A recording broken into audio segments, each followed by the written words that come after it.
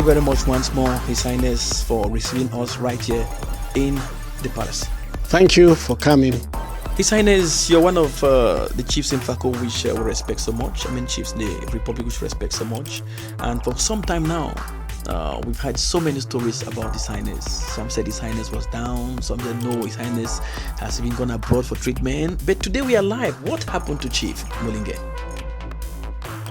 Well, you see, what happened with me was just a devil's trick, because God never decided that I should be what I was.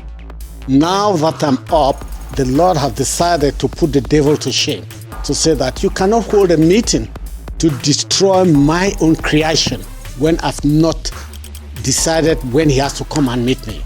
So if I'm alive today, it's because the Lord have decided to put a shame to those group of persons who held a meeting and found that it was not necessary for Chief Molinge to leave, because he was going to disclose to the whole world, to the government, that some of his agents, his employees are not working for the goodness of Cameroon.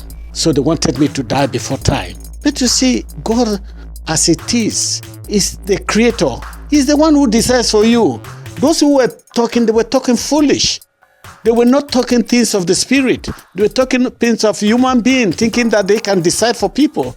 They were talking as if they are judges in court who can condemn person to be jailed.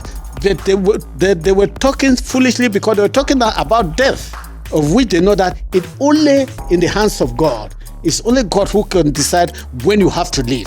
Even if they poison you, if the Lord says you will not die, just as they did to me. Chief, and I must confess that you have recovered at the speed of life, and of course we are very happy to be in the palace today. Really, I am really happy. First, I always committed to first the numerous churches which are preaching the right thing of the God. We know that there are some churches who pretend that they are of gods, but they are of the occultic gods. So I believe on those who preach the word of God and glorify Jesus Christ as the Savior. So that is why I am alive. I thank God for everything. I thank everybody who was praying for me all over the world and said, no, Chief Molinge cannot die now. Lord, spare his life. And that's why I'm up. And I'm ready to serve them as much as they want. I'm ready to serve my people. And whoever that may come to me and needs help, which I have the reach. And within the reach of doing it, I'll do it for that person. His Royal Majesty, we want to bring you now closer to one thing that touched Boya in the negative sense of it, because guys almost took to the streets. I mean, Boya almost erupted when the news came that Chief has been suspended among the councillors of the Boya Council. Let me begin by asking His Highness, what is your relationship? What is your relationship, His Highness, with the authorities of the Boya Council? Well, first, as a human being, I feel disheartened with that decision that I said they should suspend the chief. They forgot. Maybe they did it deliberately to hurt me and to hurt people who like justice. That's why, you see, I look at it like no business. What they did to me is normally what human beings do to others whom they don't like. Maybe they have their reasons why they didn't like me. Maybe they don't like my appearance in public. Maybe they don't like me the way I speak. And maybe they don't like me as a person. So they have a right of what they did to me. But they forget to know that there is a higher authority, and that higher authority is God. So whatever they did, they forgot that where they are today, it was God's decision. If they could reflect, and those of them who go to church and reflect that if it's not God, you will not get up from your bed in the morning. If it is not God, you just want to sit one day, you collapse even in your office. If it is not God, before you drive a car to another place, you end on the way. If it is not God, when you are sleeping on your bed, you may not get up in the morning. Then why do they think that they can have the power to destroy another human being? So you see, my relationship with them as a human being was not the best. But I confessed it to God in prayer. So, Chief, as of now, do you, as of this date that we are speaking, we are actually the 8th day in the new year, 2016. Yeah. Do you accept and do you say you have been suspended from the council? Well, as a human being, it was publicized. They said it all over in the radio, in the papers that I've been suspended. So, I have a conscience. I have a feeling. I say, if the people with whom we work together, who choose me, and the state chose me to be their leader. And you were the list leader, Chief. And I was the list leader. And I did my job diligently, that the party should win. And we have been told that Muea and My 16 gave CPDM that victory because of Chief Molinge. Yes. Not even My 16, even other places like Tole, Support, and the rest. Even Boya Mainland. Even Boya Mainland. You see, being a popular person, the people love me. I don't have hatred with people. But when a selected people, a group of people feel that they can victimize me, can do any type of thing they want to do, just because they want to grab power, and in that place enter into fraudulent deals to make money, and they know that I will never be part of that type of thing, that people want to make money, and I will not sit in a council session and hear people bringing up bills which you look at them to be fictitious, or pay people who have done uncompleted jobs, or trying to come up with projects which do not have any meaning just because they want to make a way that they can get money. They knew that I'm that man who will kick against them. So they had to do everything to convince the administration, the supervisory authority, to accept that I should be pushed out of the council. But what is surprising is that up to now, the supervisory authority, which is the SDO, have not said a word. Because all what I was waiting was to get a letter from the supervisory authority. Which has never come up to now. And so, from that time, you have not been receiving any benefit as a nothing. They have never even invited me for any of the council deliberations. They have never invited me. So I better stay. If you see people don't want you in their midst, stay you in a house quietly. Okay. His Royal Majesty, I must confess that before the mandate of the new mayor for the Boya Council, it's like a relationship with the former mayor too was a bit strained at one point in time. Am I correct? I stand to be corrected. Yes, really. With the former mayor, we did not strain any relation, but through gossips, people wanted to destroy the relation. But being a reasonable person, and I put it into God and prayed. And I saw that there was no reason for me to get angry with a human being. I saw that the devil is at work. Let me tell you, Njek, as you are here, I cannot stand against you, Njek, as a person. Any wrong thing you are doing to me, I know that is the devil that has got to you to react in that way. You as Njek, you may not have anything. If you understand the Bible a bit, it's a devil, it's a force that comes into you that makes you to react negatively. Not you as a person. God did not create you as a person to behave negatively against your brother. It's that influence from the demon that comes and tell you, do this to Peter. Why did Peter pass and not greet you? Spit at him. Make stories about him. It's a devil that does it. Okay.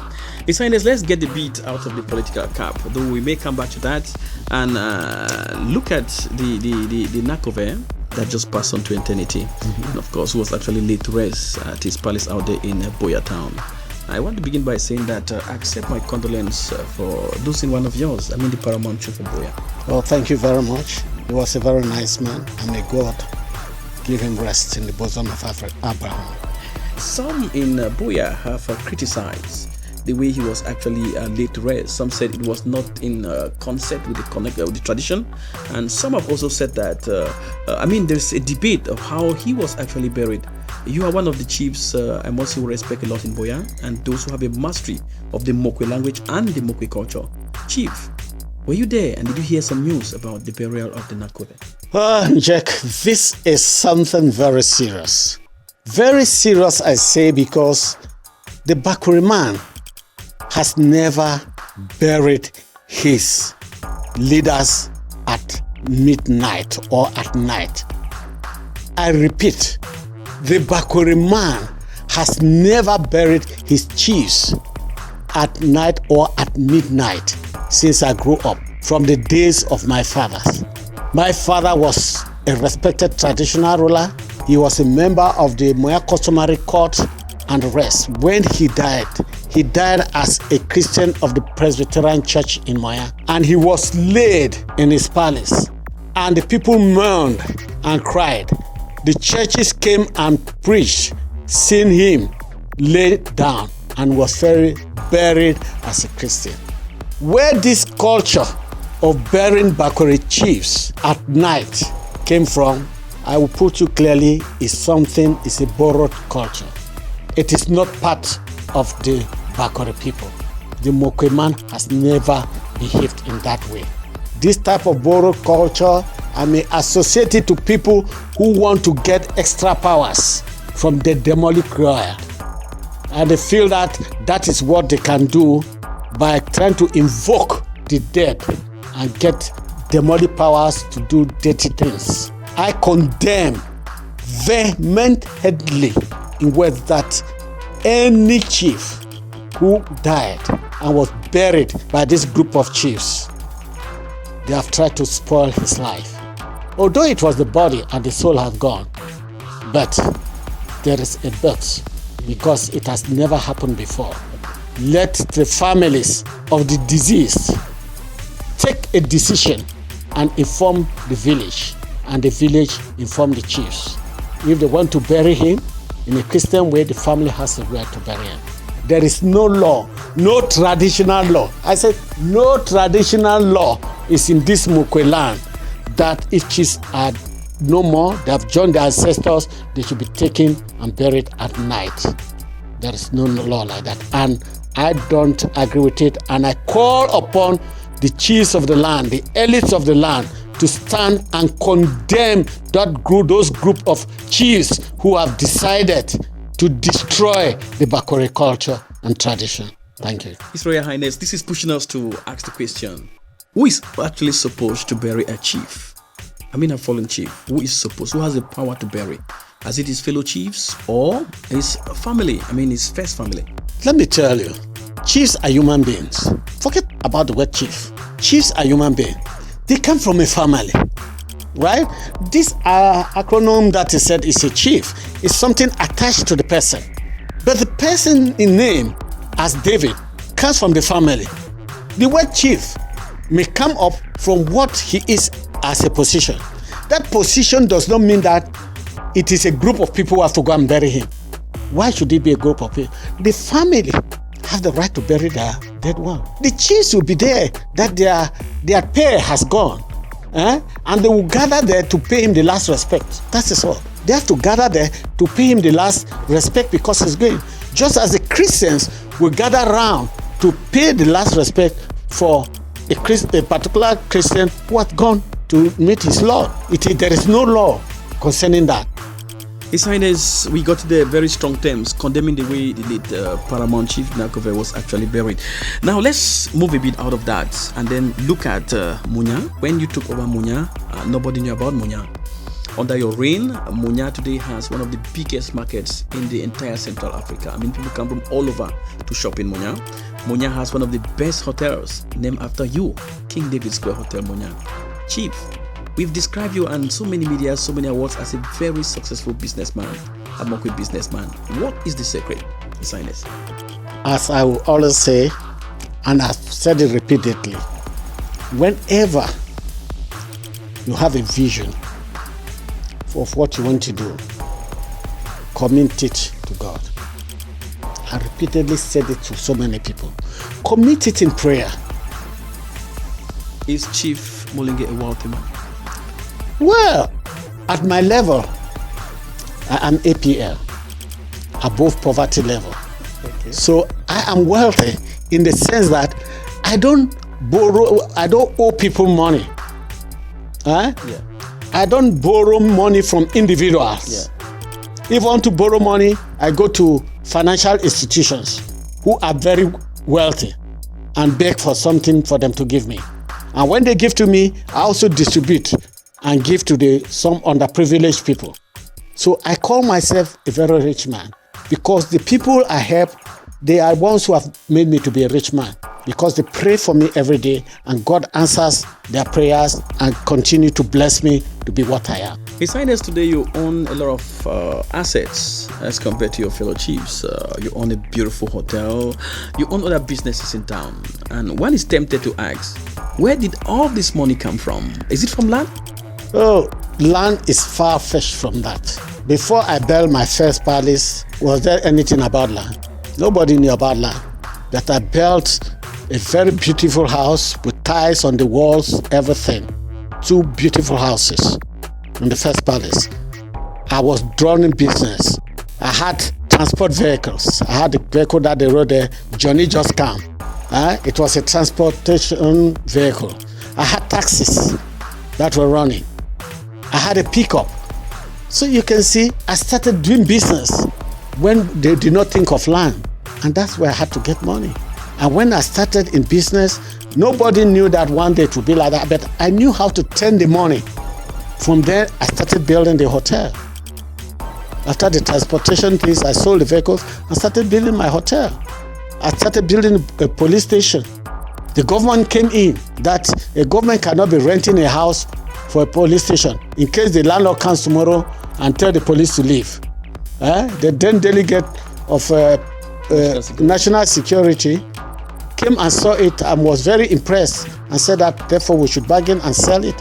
So I sold the land and the property to the state. When they gave me money, and the money came, I said, this money has come from this house that I sold to the state and my business money. I turned and built my palace, which you are seeing today. A beautiful palace, I must say. Because if I took that money that I wanted to buy cars, those cars couldn't have had any use. But I turned that money and built a palace and continued to do my business. And moreover, I had a security firm known as ISS, Integrated Security Service, which exists up to today. But by then, I had contracts with CDC, I had contracts with Del Monte, I had contracts with Faco Ship, and with other private places. You can imagine how much money I was making. But I never showed up. I kept me quiet. With this money that God gave me, I started planning what to do. And that's how I started making my money to come up even to build a hotel. All right. So you can imagine, it passed from stage to stage. All right. So when people want to talk sometimes, more land, I say that, okay, go to CDC and find out from how many years I worked as a security company in CDC. How much they pay me a month. Find out from Del Monte, how many years did I serve them as security company? How much were they paying me per month? Find out from Faco Ship, how much were they paying me per month as a security company? Put them together and find out if the money I received for that number of years could not make me to be what I am. Okay. His Highness, so are you categorically saying that you've never had anything to do with land? Land? Have you benefited from land surrender before? No. If I say so, then I'm telling a lie. We have benefited from land surrender, and the land which was given to us was shared accordingly. It was shared to families, it was shared to individuals, it was shared to institutions like the churches and the rest. So we hadn't any crisis as respect to that in this village from our people. Okay. But only that's what they gave to us.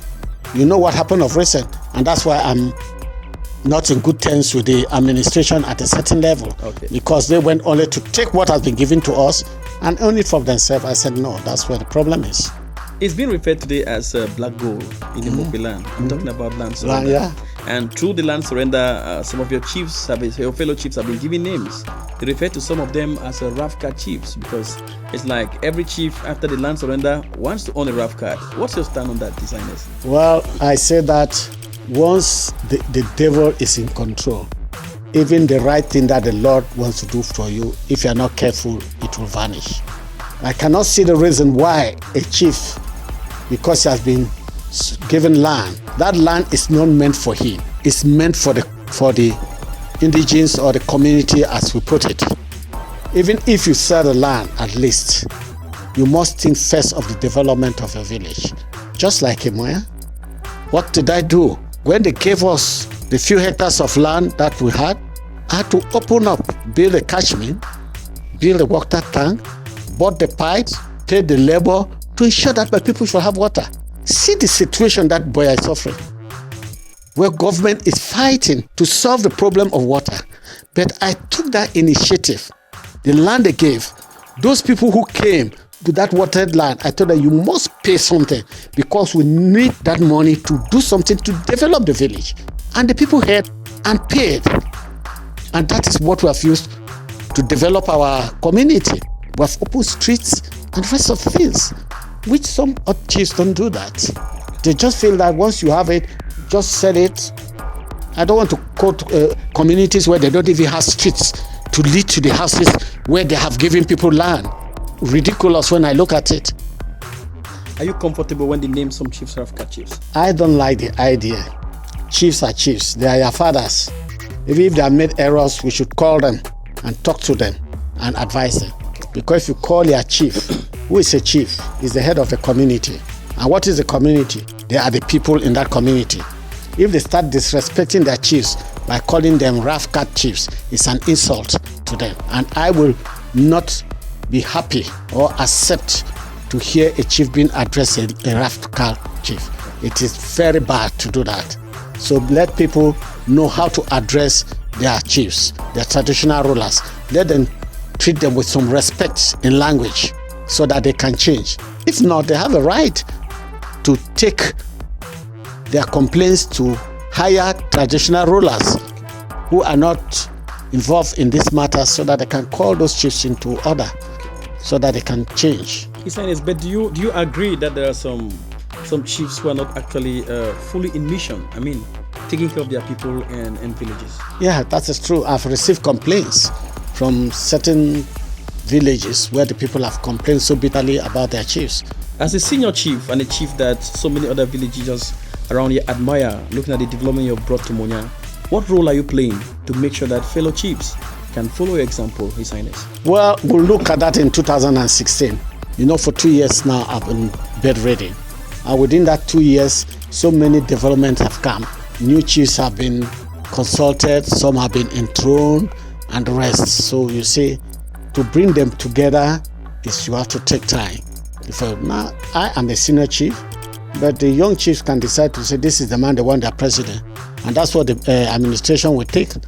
And sometimes the administration invites a younger chief in grade than myself for a meeting and doesn't invite a senior chief. You know what is behind because of this land matter. Because they have used some of the younger chiefs as a chief, as a president of a chiefs conference to be selling land, and they get their backing from them. So in fact, when they want to talk certain things, they don't like to see some of us who are senior traditional rulers in that meeting. Let us say, for example, if a meeting is taking place in Boya concerning the chiefs, I should not be left out. Because, for example, after our father has gone, I'm the next person in Boya. Then how can the administration call a meeting concerning chiefs and I'm not invited? Or something concerning land in this area and I'm not invited? Does it not show you exactly what is fishing about?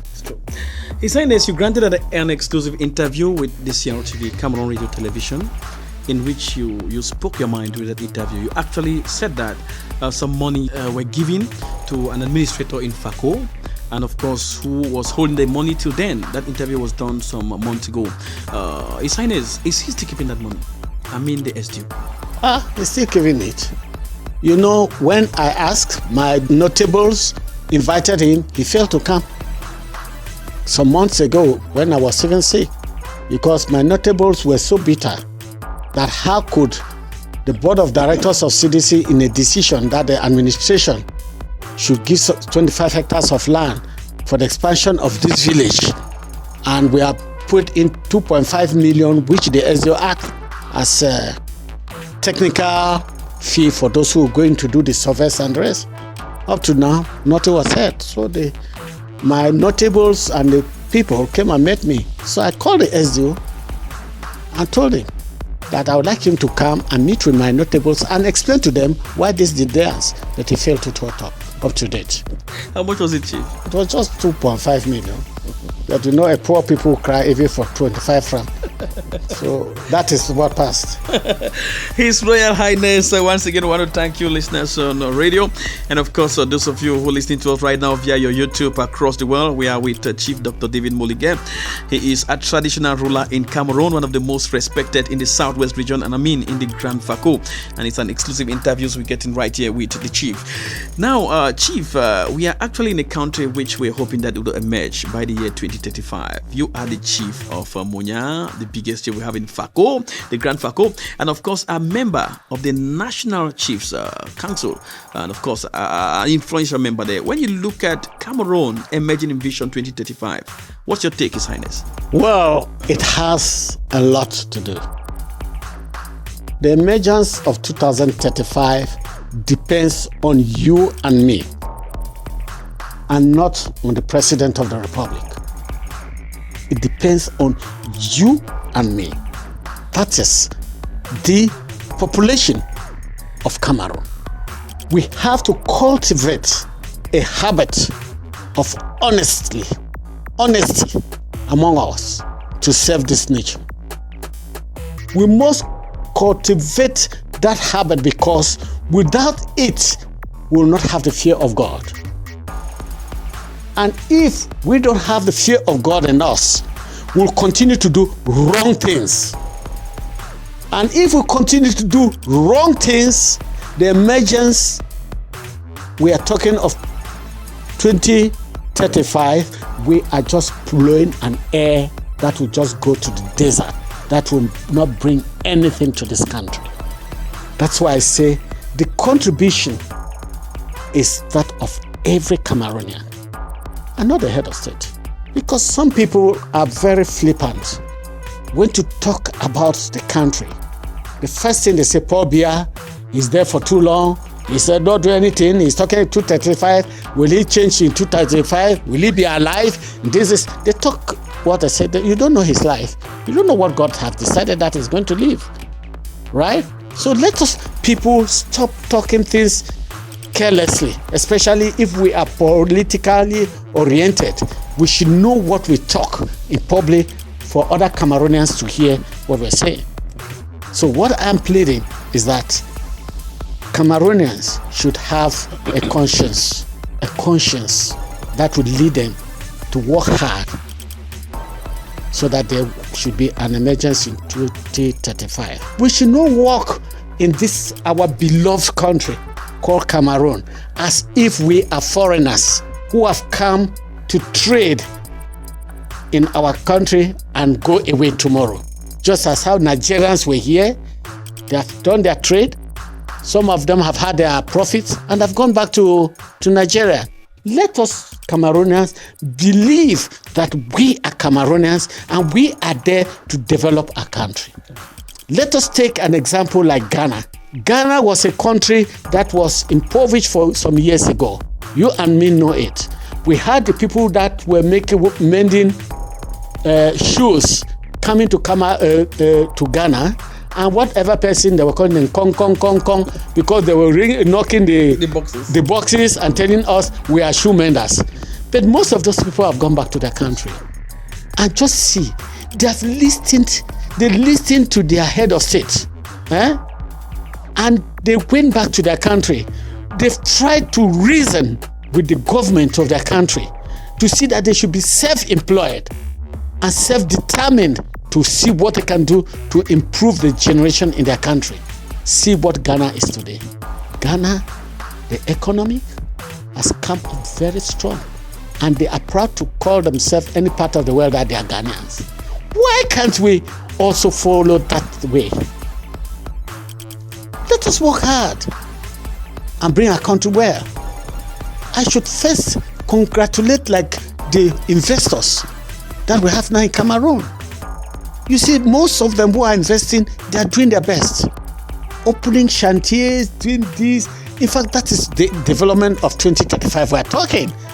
To change the towns to cities, to make life easy, build shopping malls, so that we don't think of going to France to do shopping, as some of our brothers do, going to a weekend to France and the rest. It should not be part of us. Our country should be our country. We should make Salma Lima Betoa, Boya, Mamu, even Lisoka to be a big paradise in Cameroon where people can live and go there.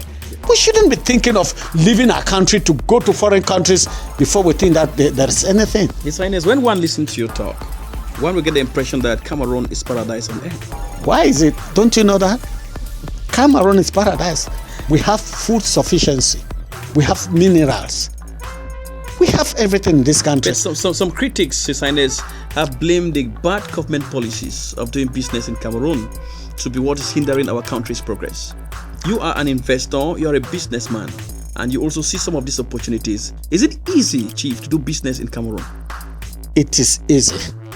When I say it is easy, it's the human conscience.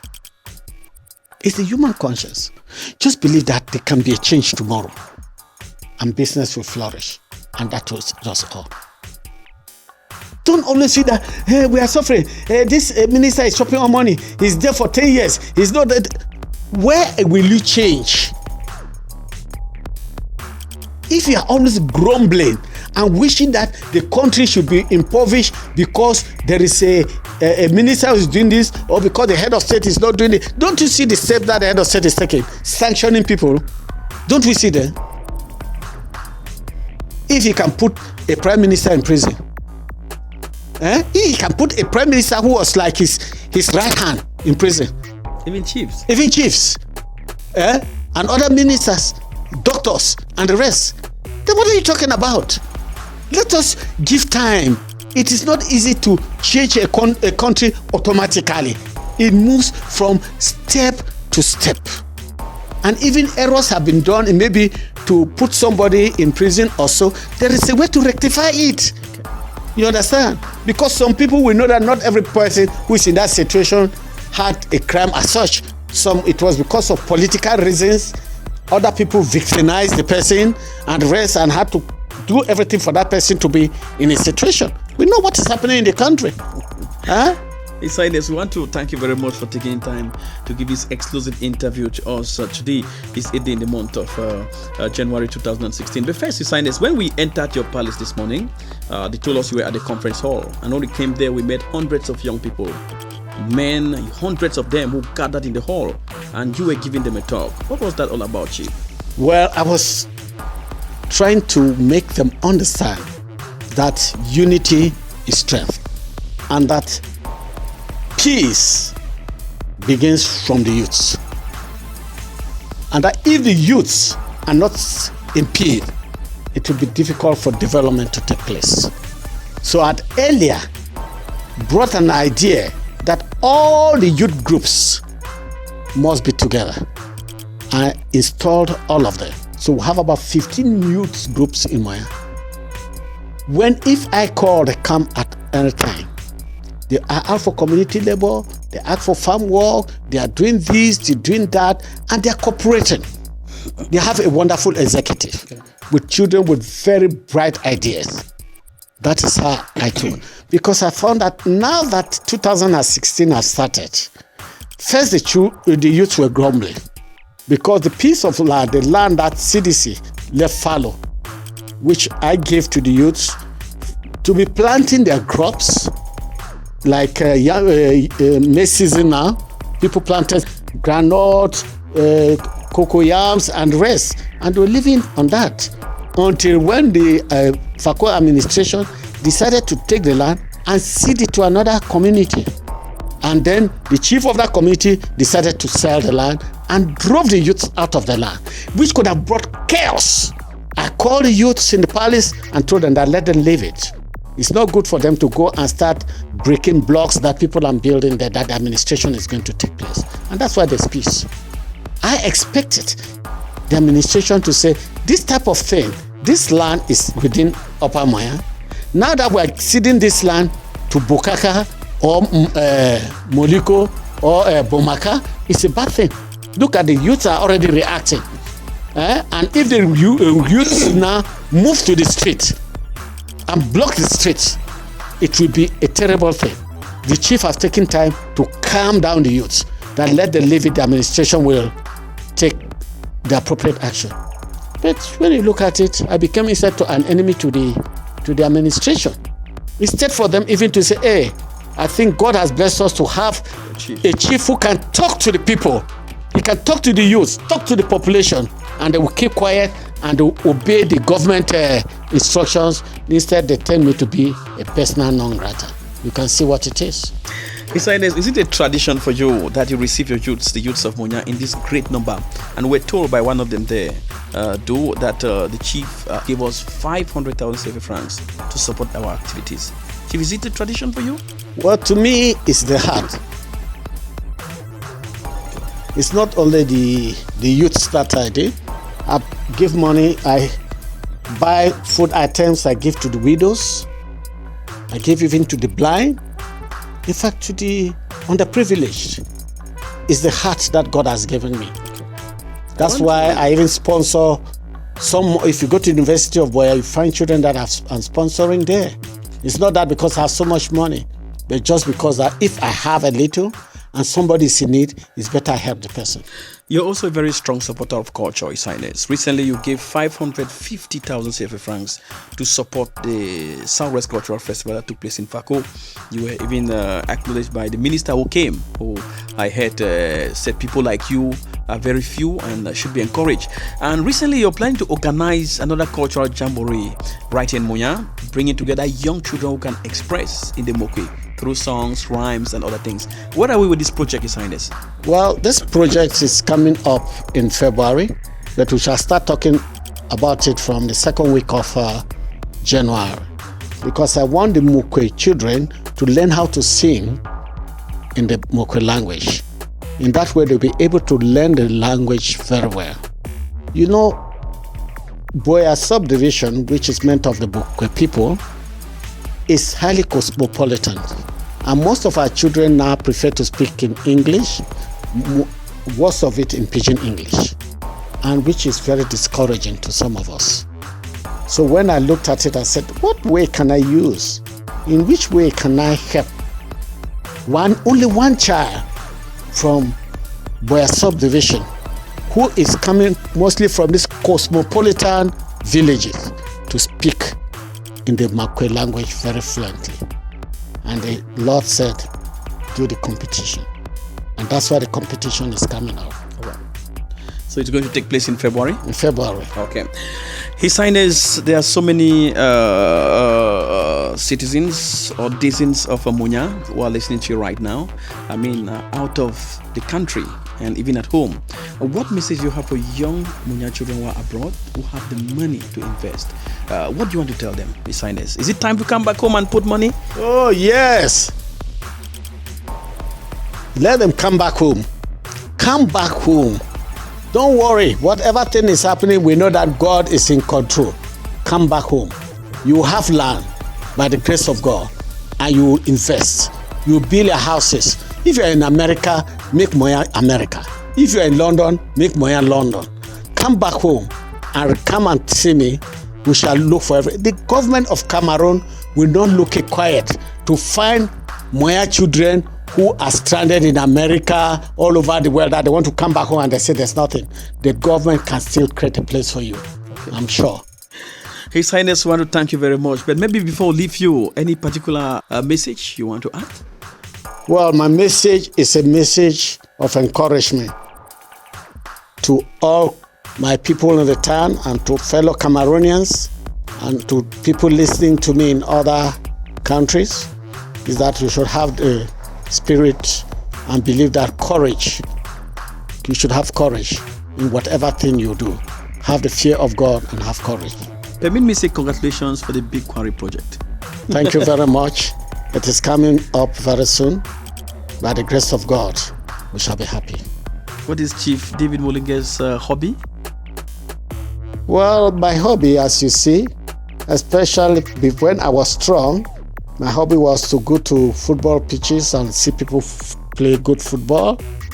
But because I'm sick now, I hardly go to the football pitch. I like to watch television, watch movies, and listen to the news. Most of the time, I like to listen to the news. And I like to create fun, to meet people, and I create fun, and we laugh and play together. And I like also to travel, to see new places, see people's different cultures. Sometimes I like to go to Yaoundé, go to Mbalmayo, just to see how the people, I then sit with the people and see the way the people interact. I see, just to have a glimpse of what is going around me. Thank you. What's your philosophy in life, His Highness? The philosophy of a man is not easy. Every person, your philosophy comes up when the instinct is already in you. Okay. And you see everything come up. So you discover it one day. Okay, thank you very much, His Highness. Thank you. And Happy New Year once again. Happy New Year, and God bless you all and the entire crew of FM. Thank you. Thank you, Chief.